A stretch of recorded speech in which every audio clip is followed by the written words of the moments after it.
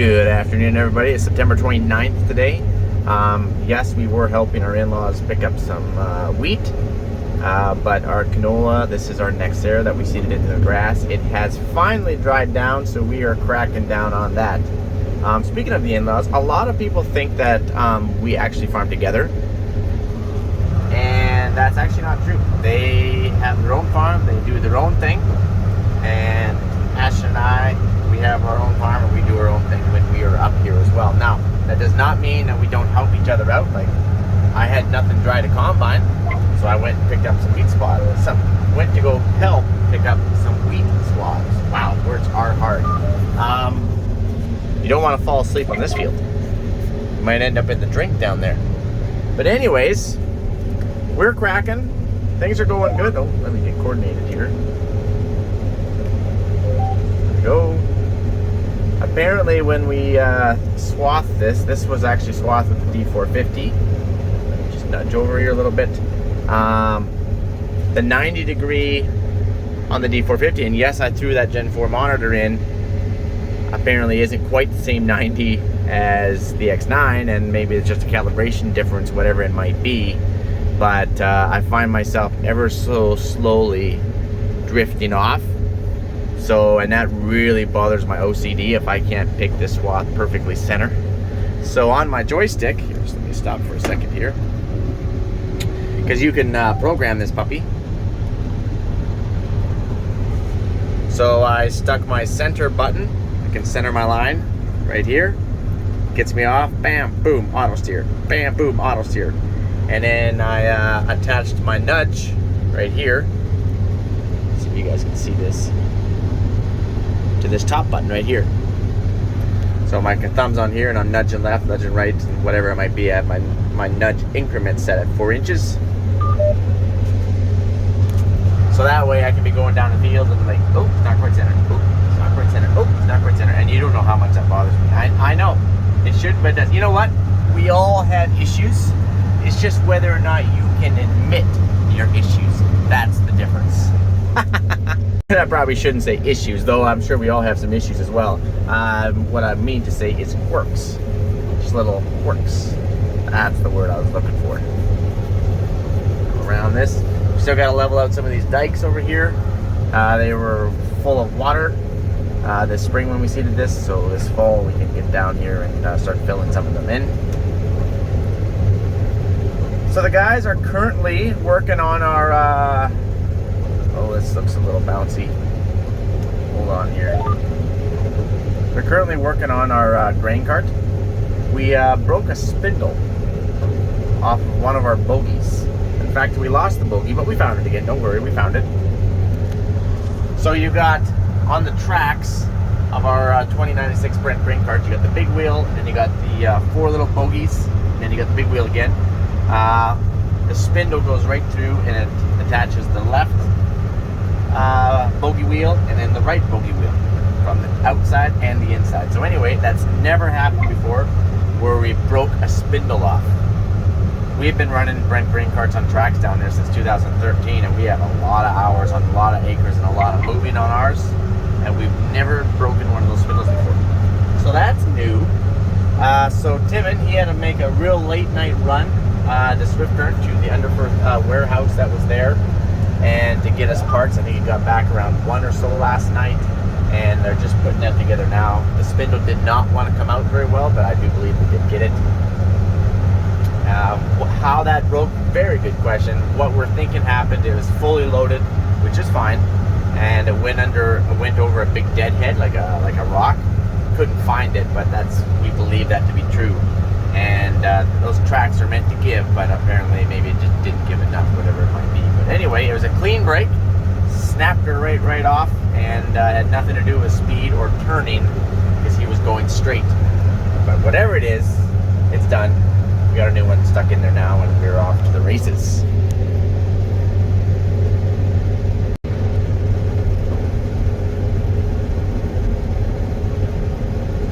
So this Nexara seems to be running around 30, give or take, which I'm happy with. Nexara is not a high yielding canola in general, never mind if you're going to try and put it into grass or even broken grass. The first year after you break something, as you know, it just never yields the same. It takes about a year or two to get back into full production. And that's at least with my experience anyways. And I still believe that to be true. Because I know guys that are cutting some Nexara and they're cutting higher yields than this. I removed the stops, as Ron told me there, and make a big difference when I want to corner this puppy. I can turn on one headland if I should so choose to do so.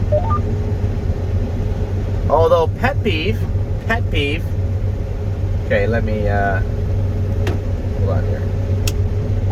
So okay, well, Ashtyn's on my Spotify right now. Normally this Peter, Paul, Mary people there sing kids songs, and Puff the Magic Dragon is one of Chapel's songs that he likes to go to sleep to. But anyways, when you want to take a call on Bluetooth and you're on that call, here, let me just idle down here just a little bit.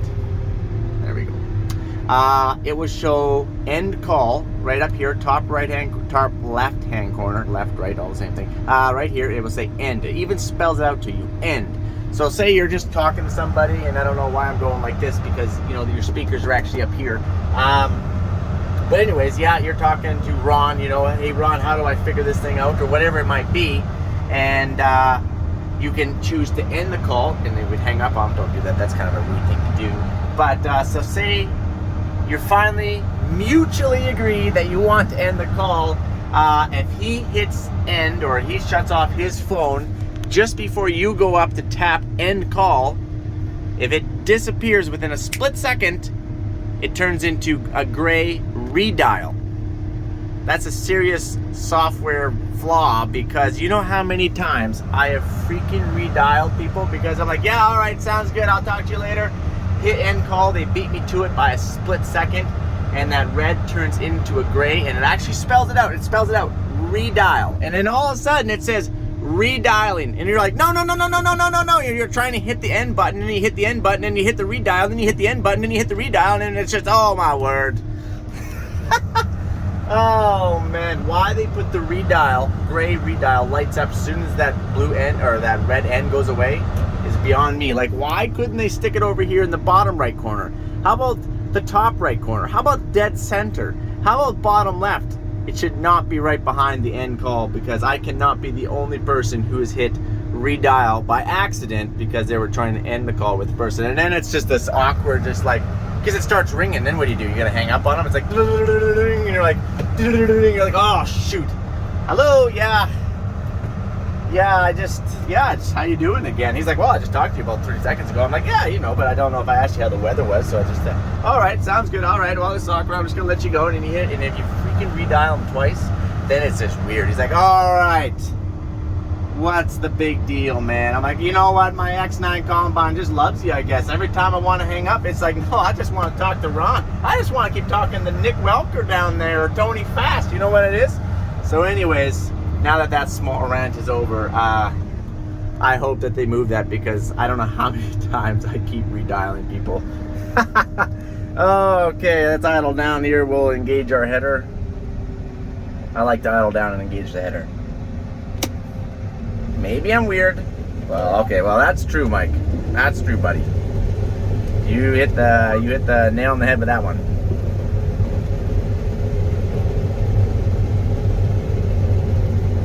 All right.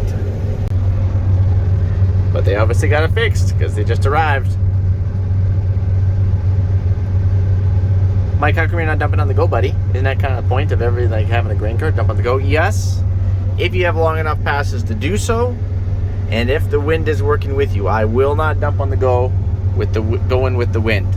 I will do whatever I can to, and these swaths complicate things a little bit. But I will have to jump some swaths here, so that way we can dump going this way whenever we can get a straight pass. We don't have straight passes around here very often. If we do, they're pretty dang short. Gonna clean my windows here, I guess. All right. I'm not overly happy with the sample of this canola. I've been playing a lot with this. And though that looks okay, well, maybe it does look okay, but maybe that's the result of some of our tweaking that we've been doing here. Right now, we got this thing closed right off. We got our, so it's on terrain. Where is that in our advisor? Right, active terrain adjustment. So every time we start going up and down, it automatically starts adjusting these settings. And anytime they're lit blue, that means the combine's doing it. Okay, so we got that on. And yes, you can ask the advisor questions if you would like to. You can say, optimize my performance.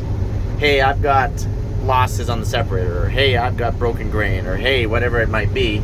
And it will say, well, adjust this by 20 RPMs or close this down by 1, and then you can accept it if you choose to. You don't have to do anything. You can choose to apply it or stop it, right? Right. Well, I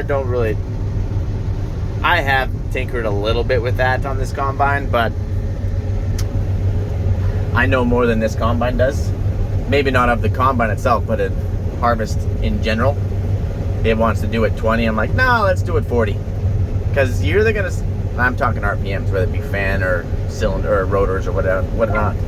I'm like, nah, let's do 50. And then I'm like, nope, don't see any changes, let's back it back down. Or let's up the fan by this. Do we see any changes? I'm not gonna waste my time and go up 20 RPMs. Let's hit 50 RPMs. Do we see anything? No, we don't. Let's go another 50. Do we see anything? Oh yeah, we do. All right, let's back her back down and find that happy medium. That's kind of how it goes. No one's got time to mess around with little 20 increments. But be that as it may, we got the sieves closed right off and our fan down. We could clean her up if we actually really wanted to put some fan speed to it, but then our losses are out there and we're not sure exactly what our losses are. So I think our dealer is supposed to be showing up today to throw some pans here for us, and we'll try to get this thing tuned right in on some canola. But and again, I've said this before, when we're talking about losses, and I'll probably say it again, it completely depends on which month you're in and what you have coming for weather. Right now, the 2-week long-range forecast looks good. There's no rain in the forecast. Let's put the sail on here, shall we? But I don't trust that forecasting as far as I can throw it. Okay, we're not even going to go there. Anyways, So anyways, you just assume that there's rain coming in a week. You assume it's going to snow in 3 weeks. And that is just what you plan for. That way you can push hard and get your crop on. And if you get a nice open fall, then awesome. But anyway, be that as it may, bringing that back down into losses. If there was literally going to be like rain coming like in 10 days and you had 2 weeks, you're going to push. You're not going to care if you throw out 3 bushels off the back, because you're going to want to get the other, 30, right? But as of right now, I am a little sensitive to what I'm throwing out. I don't like throwing out any, and you're going to throw out some, all right? I know some people are like, well, Mike, why do you even want to, why are you okay with putting out 1/3 of a bushel or 1/2 a bushel? Why don't you put out 0? Zero's not a thing, all right? That's not a thing. You're going to throw out some. The harder you push it, the more you're going to throw it out. Doesn't matter whether it's an X9, a Claus, a New Holland, a Case, a Fendt. Doesn't matter what it is. The harder you push it, the more you're going to push them out. Some guys I've talked to, they're fine with anything under a bushel. As long as it's under a bushel, they're fine. 0.8, 0.9, 0.5, they're fine with that. I've also talked to some guys that are like, they're okay with 1.5 bushels. As long as it doesn't exceed 1.5 bushels or 1.7 bushels. But I prefer to be on the low end of the scale. I like 1/4 bushel to 1/3 of a bushel.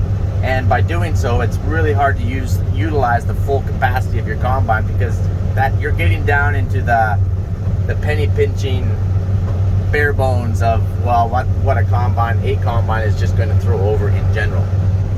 But again, we have the time. I'm not that pushed right now because I'm going to catch up with myself. So that's because I just finished swathing not very long ago, so I'm going to catch up with myself most likely.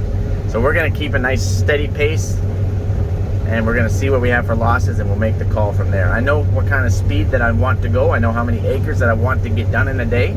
And if that means, oh, Mike, I guess you're going to put out 1/2 a bushel, then I'm going to put out 1/2 bushel. So that's what it's going to be. So yeah, that's a little down low on that. But at the same time, managing your sample and your dockage. So that's not bad. That's actually pretty good. That's acceptable. But we're closed right off to 0 on that bottom sieve. As soon as I open that puppy up a little bit more, by lowering my fan, lowering your fan means, you know, you'll have less losses, but you also have a dirty sample, right? So my losses are not going out over that straw. This is the straw, this is the sieves, right? They're going out over the sieves. How are they getting out over the sieves? Your fan, all right? That's how they're getting out over your sieves. So by reducing your fan, you can bring down your losses, but by reducing your fan, you're also gonna up your dockage. 6 one way, half a dozen the other. All right, enough talking. Let's keep going, buddy. Oh yeah, I should mention though, time of day and dampness of the straw do make a big difference. So right now it's nice and it's actually quite dry. It's crazy how we're waiting for so long to dry down and now it's overly dry. But anyways, it's just turning the dust and chaff and it's probably overloading our chute. So if this stuff was wet, it would not disintegrate the straw so much and the straw would just go right out the back and it would open up the capacity of your shoe a whole heck of a lot more. So that does, environment and wet and dry do play a big role in how clean you can keep your sample. So we actually put our feed accelerator in slow gear and that has greatly improved our sample. By putting it in high gear, yes, it shoves it in faster and yes, that's fine, but it actually beats the crap out of that canola straw, busts it up, and that's kind of what we don't want. I would rather that stuff go through a little bit is one piece, though it's impossible because it's so dry, but you know what I mean. You know what I mean. Yeah, you guys got this figured.